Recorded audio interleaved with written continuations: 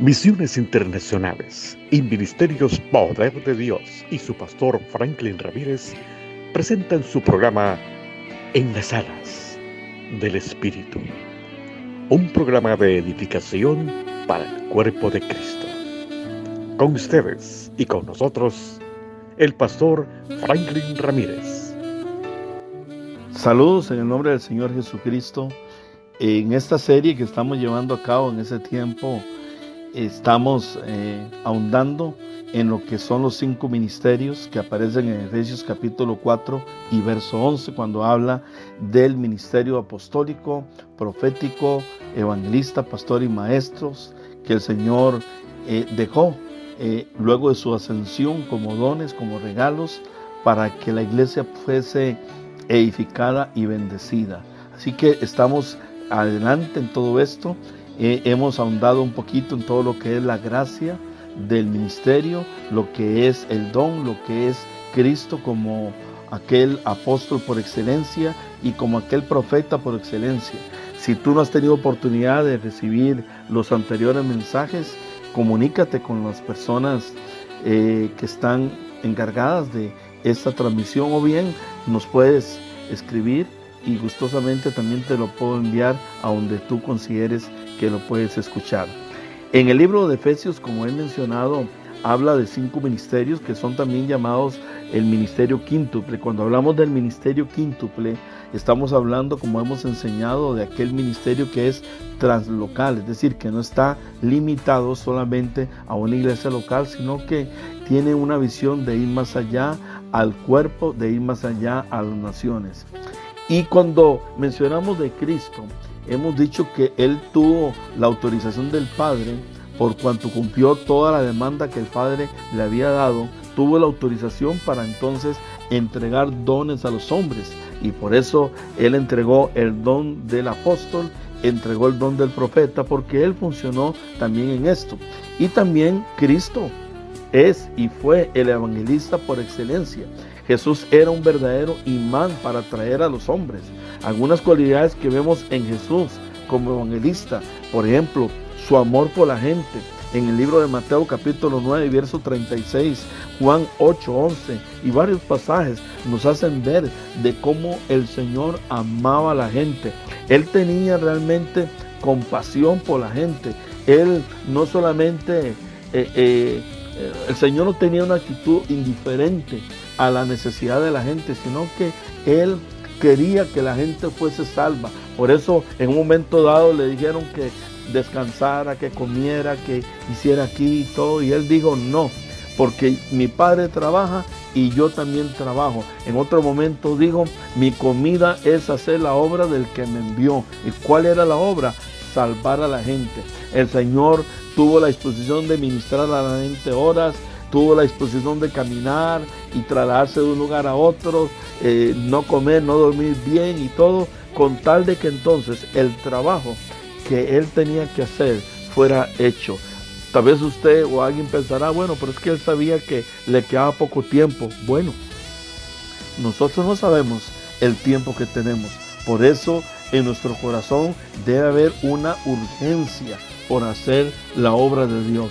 Siempre recuerdo el caso de un pastor, un hombre que predicó en toda su vida en el ministerio, y dice que cuando él estaba a punto de pasar a la presencia del Señor, le preguntaron, bueno, ¿y qué es lo que tú quieres hacer? Pues lo que yo quisiera hacer es que una alma más se salve. Un hombre que dedicó su vida al ministerio, a la predicación del evangelio, y aún en su lecho de muerte quería que más gente se salvara. Yo creo que ese es un verdadero evangelista. Aquel hombre que dice que es evangelista y no está predicando y no está levantando un grupo de evangelismo en la iglesia, que no está haciendo campañas, que no está tocando puertas, que no está en las calles predicando. A veces eso podría dejar dudas si en verdad esa persona entiende el llamado que tiene de parte de Dios. Luego, Jesús como evangelista también tuvo sabiduría y tacto con la gente. Fue un hombre sabio, sabía cómo llegarle a la gente, sabía cómo tocar el corazón de la gente y provocar decisiones. También él como evangelista manifestó sanidades, milagros, señales que confirmaron su mensaje. Cuando él iba a las ciudades, oraba por la gente y la gente se sanaba. Los milagros eran hechos. La obra del Altísimo era hecha a través de él. Él como evangelista también dependió del Espíritu Santo para completar la obra de salvación en los corazones de la gente. Si usted va al libro de Lucas capítulo 4 y verso 14 y el 18 al 19, menciona esto, cómo el Señor dependía del Espíritu Santo. Él inclusive fue llevado al desierto para el Espíritu Santo. Antes había sido bautizado por Juan su primo y el Espíritu Santo vino sobre él. Luego él hablaba de que el Espíritu Santo iba a guiar a los creyentes, a los que eran sus discípulos, sus apóstoles, pero no solamente hablaba de algo que ellos iban a recibir, era algo que él experimentaba. Como enviado del Padre, él era guiado por el Espíritu Santo lo llenaba. Inclusive en el libro de Lucas, como hemos mencionado, él habla de que él fue ungido por el Espíritu Santo para hacer aquel trabajo. Todo esto nos da entendimiento de que el Señor fue evangelista y por eso él puede y sigue llamando evangelistas. También él fue el pastor por excelencia. En el libro de Juan capítulo 10 nos hace toda una descripción de lo que es el Señor como pastor. Y qué decir del mismo Salmo 23. El Señor demostró un verdadero corazón pastoral cuando cuidaba sus ovejas de peligros por medio de amonestaciones. Él alimentó a sus ovejas con enseñanzas edificantes. Él les daba dirección y liderazgo a la gente. No se conformó con un rebaño en un solo lugar, sino que se preocupaba por otras ovejas en otros lugares. Como nos dice Juan capítulo 16, dice, tengo otras ovejas que no son de este redil, a esas también es necesario traerlas. Él se preocupaba por la unidad de su iglesia y su pueblo. Cuando él decía, y oirán mi voz y serán un rebaño y con un solo pastor. Y él, como dice Juan 10 y verso 11, como buen pastor, dio la vida por las ovejas. ¿Y qué decir de Cristo como el Maestro por excelencia? Juan 3 y verso 2, que nos habla un poquito de esa actitud de enseñanza que el Señor tenía. Él era el maestro de maestros. Si tú quieres ser un buen maestro de la palabra, tienes que pegarte a Jesús en la unción de maestro que él tenía. Dice que inclusive los alguaciles le decían en Juan 7:46, jamás hombre alguno ha hablado como este hombre habla. Wow, que dijeran eso de cada uno de nosotros. Es cuando la gracia de Dios está sobre nosotros. Las enseñanzas del Señor eran frescas. Él tenía pan del cielo, por eso la gente venía a él. En contraste con lo que los fariseos enseñaban y predicaban, que eran enseñanzas secas, monótonas y sin vida. Las enseñanzas del Señor eran prácticas. La gente fácilmente podía aplicarlas a su vida y definitivamente eran enseñanzas bíblicas. Toda enseñanza de Jesús era basada en la escritura del Antiguo Testamento, el Logos de Dios. Cuando los líderes religiosos no podían entenderlas, era porque no entendían el verdadero espíritu de la palabra de Dios, ni conocían al autor de la palabra. No podían entender las palabras de Jesús porque no estaban dispuestos a obedecerlas.